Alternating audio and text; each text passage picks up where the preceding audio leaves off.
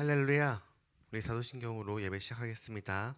전능하사 천지를 만드신 하나님 아버지를 내가 믿사오며 그 외아들 우리 주 예수 그리스도를 믿사오니 이는 성령으로 잉태하사 동정녀 마리아에게 나시고 본디오 빌라도에게 고난을 받으사 십자가에 못 박혀 죽으시고 장사한 지 사흘 만에 죽은 자 가운데서 다시 살아나시며 하늘에 오르사 전능하신 하늘 우편에 앉아 계시다가 저희로서 산자와 죽은 자를 심판하러 오시리라.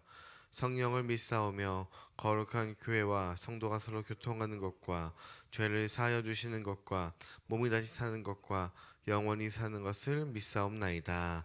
아멘.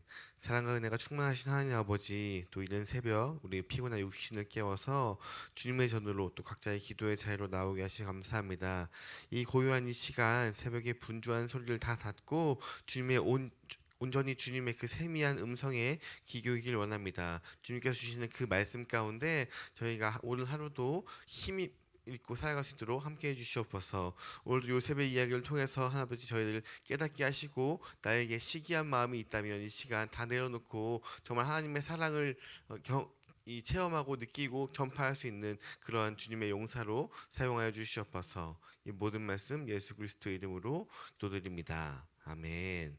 우리 찬송가 263장 이 세상 험하고 찬양 드리겠습니다. 통일 찬송가는 197장입니다. 찬송가 263장입니다.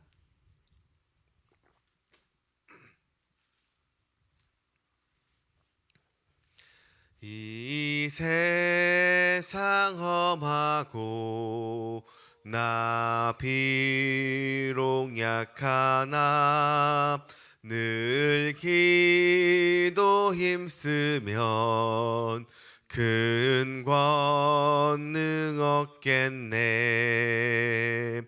주의 은혜로 대속받아서 비와 같이 붉은 죄 눈같이 이겠네. 주님의 권능은 한없이 크오니 돌 같은 내 마음 곧 녹여주소서. 주의 은혜로 대속받아서 비와 같이 붉은 죄 눈같이 이겠네. 내 마음이 약하여 늘 넘어지오니 주 예수 힘주사 굳세게 하소서. 주의 은혜로 대속받아서 비와 같이 붉은 죄 눈같이 이겠네. 죄 사함 받은 후 새 사람 되어서 주 앞에 서는 날 늘 찬송하겠네. 주의 은혜로 대속받아서 비와 같이 붉은 죄 눈같이 이겠네. 아멘. 아멘. 오늘 함께 나눌 말씀은 창세기 37장 우리 18절부터 우리 36절까지의 말씀입니다. 창세기 37장 18절부터 36절까지 말씀 우리 한 절씩 교독하시고 마지막 절을 합독하도록 하시겠습니다. 요셉이 그들에게 가까이 오기 전에 그들이 요셉을 멀리서 보고 죽이기를 꾀하여 자 그를 죽여 한 구덩이에 던지고 우리가 말하기를 악한 짐승이 그를 잡아먹었다 하자 그의 꿈이 어떻게 되는지를 우리가 볼 것이니라 하는지라.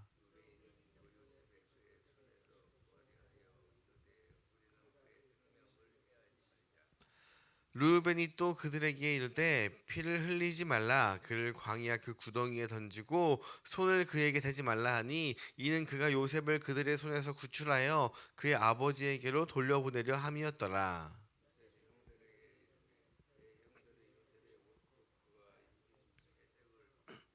그를 잡아 구덩이에 던지니 그 구덩이는 빈 것이라 그 속에 물이 없었더라.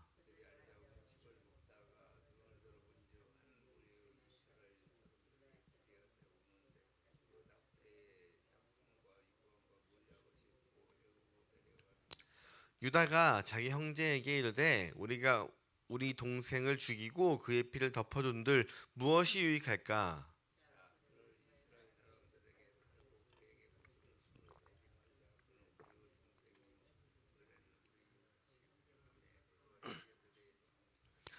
그때에 미디안 사람 상인들이 지나가고 있는지라 형들이 요셉을 구덩이에서 끌어올리고 은 20세의 그를 이스마엘 사람들에게 팔매 그 상인들이 요셉을 데리고 애굽으로 갔더라.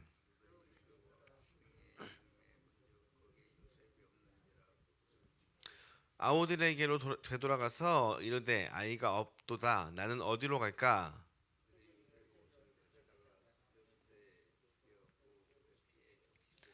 그의 채색 옷을 보내어 그의 아버지에게로 가지고 가서 이르기를 우리가 이것을 발견하였으니 아버지 아들의 옷인가 보소서 하매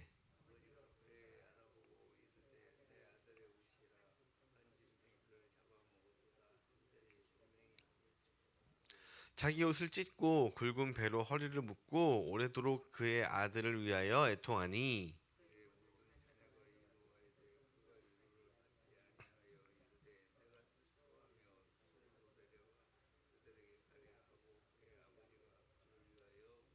같이 읽겠습니다.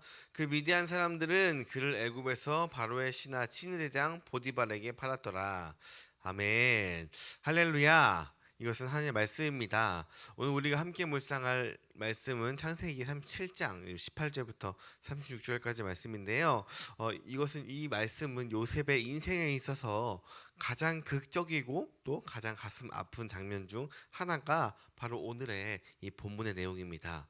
아버지의 사랑을 독차지하면서 채색 옷을 입고 잘난한 그 요셉이 지금 하루 아침에 자기 형들의 손에서 깊은 웅덩이에 던져지고 결국 그 이방 상인들에게 노예로 팔려나가는 그 장면 우리가 많이 알고 있는 장면이죠. 오늘 본문을 통해서 우리는 고난 속에서 역사하시는 우리 하나님의 섭리를 발견할 수 있습니다. 오늘 말씀을 통해서도 오늘 세 가지의 영적 교훈을 함께 나누길 원합니다.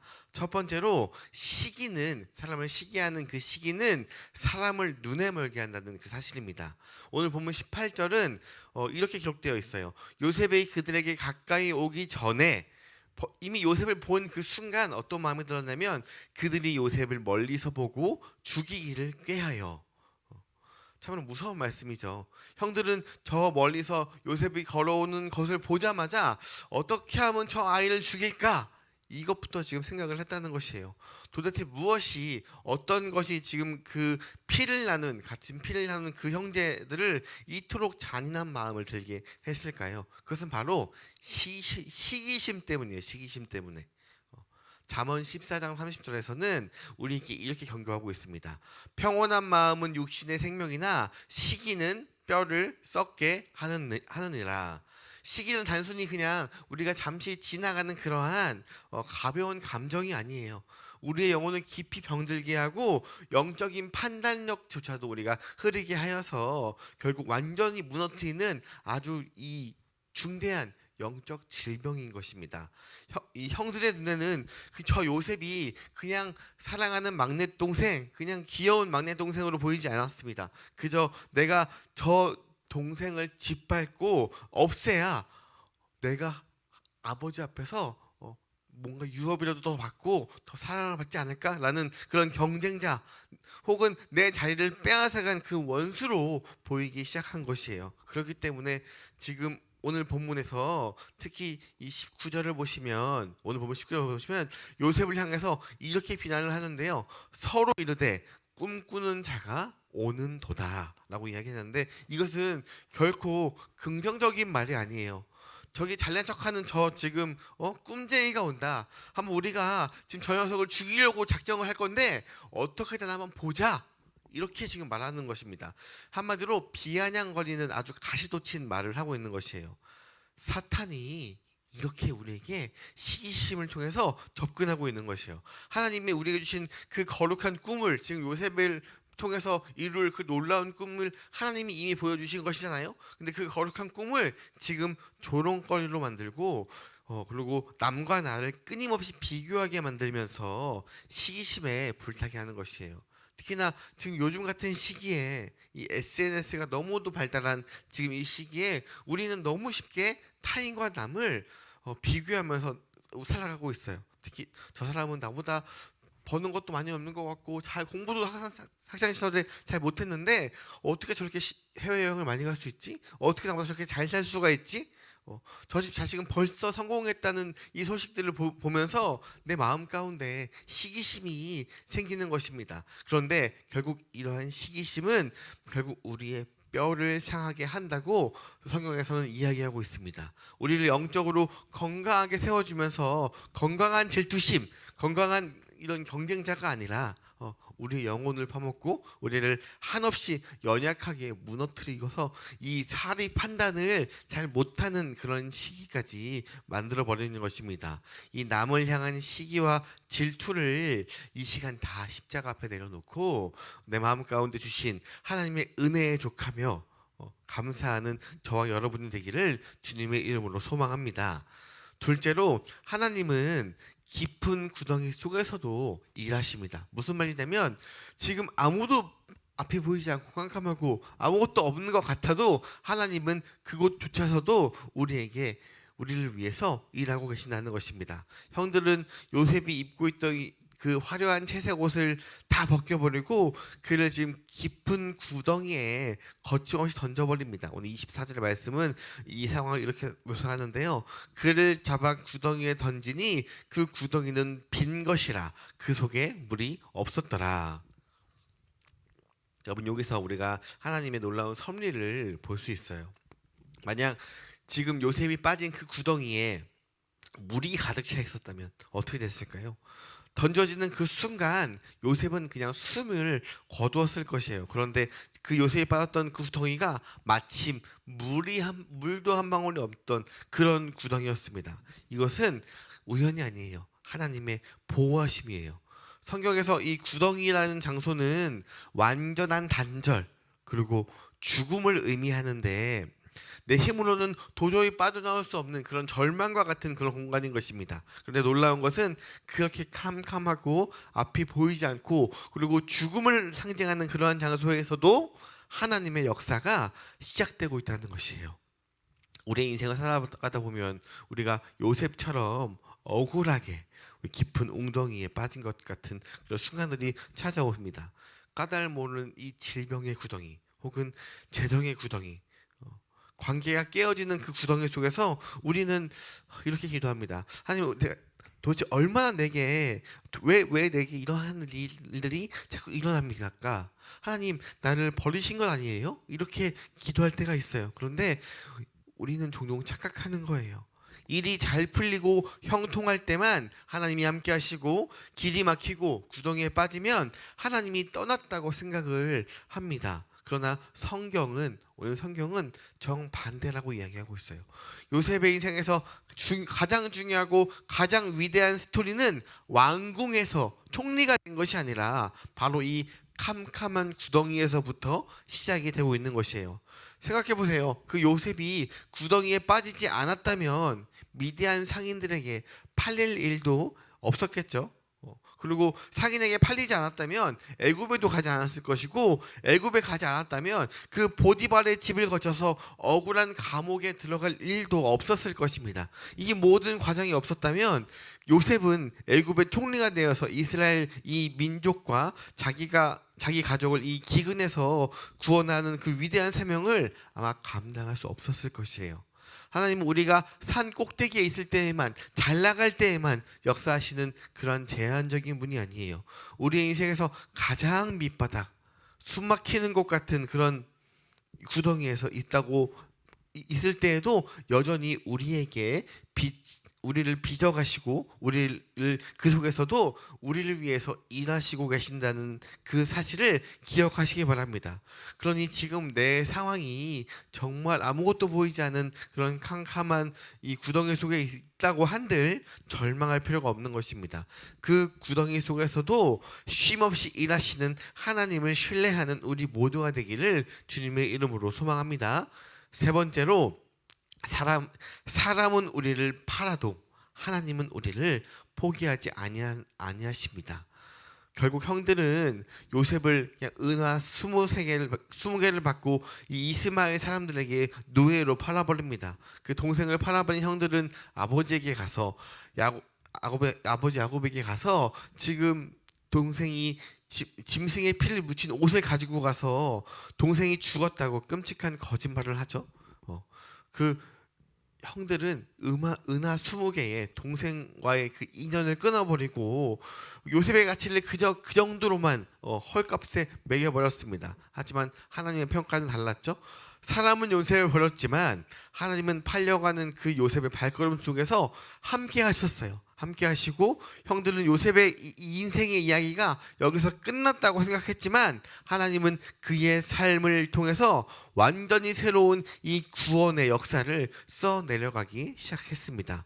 이사야서 49장 15절에 이렇게 이야기하고 있는데요. 이사야서 49장 15절입니다.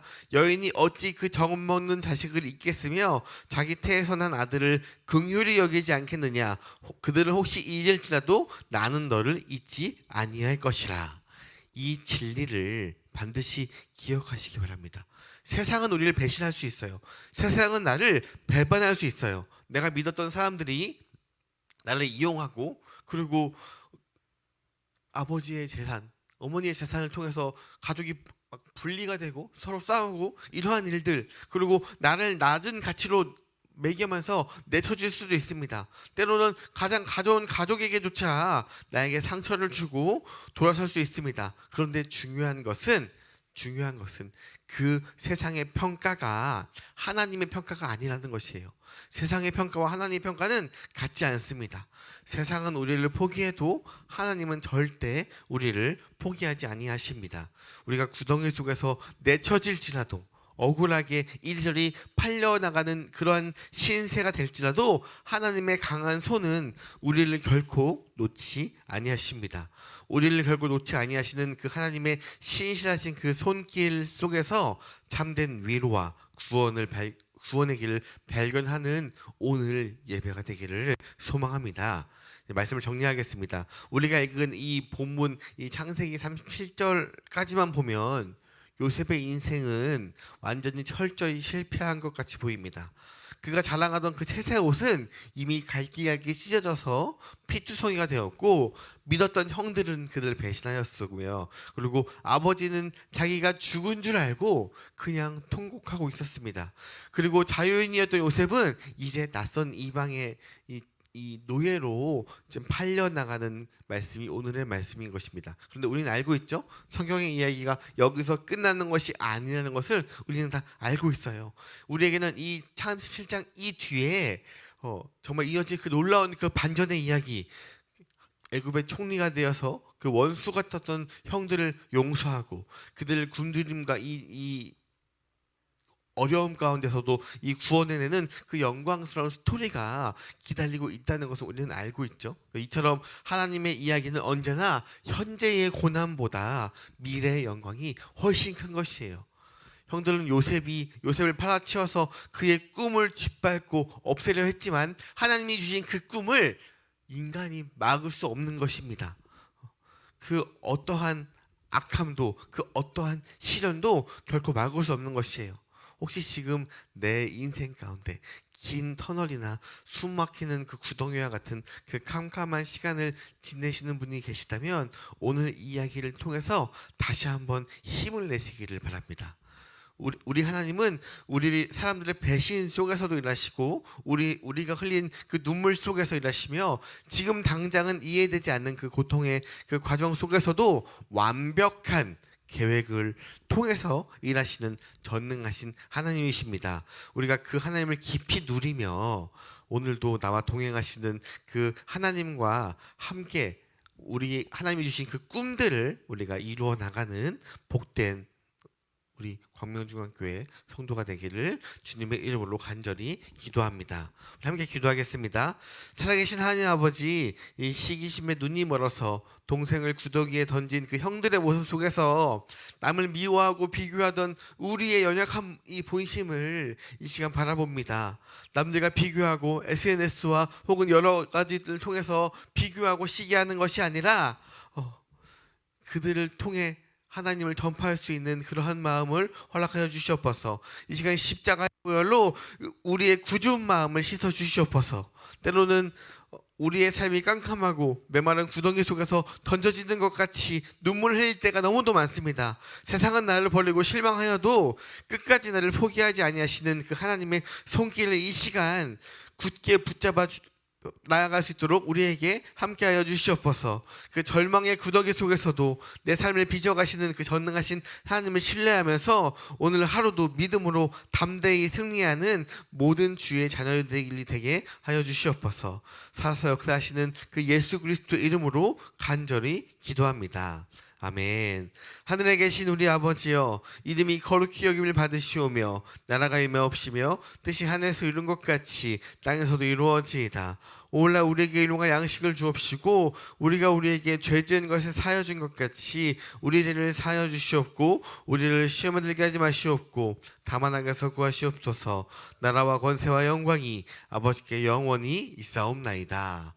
아멘. 우리 같이 기도 제목 나누겠습니다. 오늘 이제 라이즈 베프티스트 이제 마지막 날인데요. 특별히 오늘은 이 기존 이 금요기도의 시간과 동일하게 우리가 9시에 시작을 하니 시간 착각하지 아니하시고 9시에 함께 모여서 우리 기도와 찬양의 말씀의 시간이 됐으면 좋겠습니다. 그리고 오늘도 하나님의 인도하심을 바라보면서 각자 가지고 온 기도 제목을 가지고 기도하면서 이 세상 가운데 승리하는 삶을 살기를 소망합니다. 우리 주여 한번 간절히 외치고 다시 기도하겠습니다. 주여!